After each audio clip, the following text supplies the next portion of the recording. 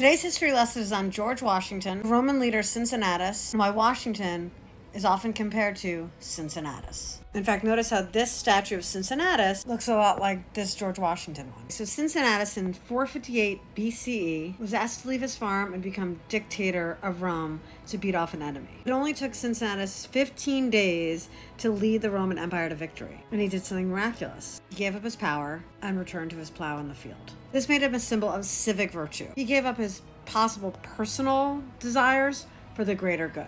Fast forward to November 25th, 1783. That's General George Washington there, giving up his power after defeating the British in the American Revolution. He resigned as Commander-in-Chief of the Continental Army. This was a voluntary action, and it's often described as one of the nation's great acts of statesmanship.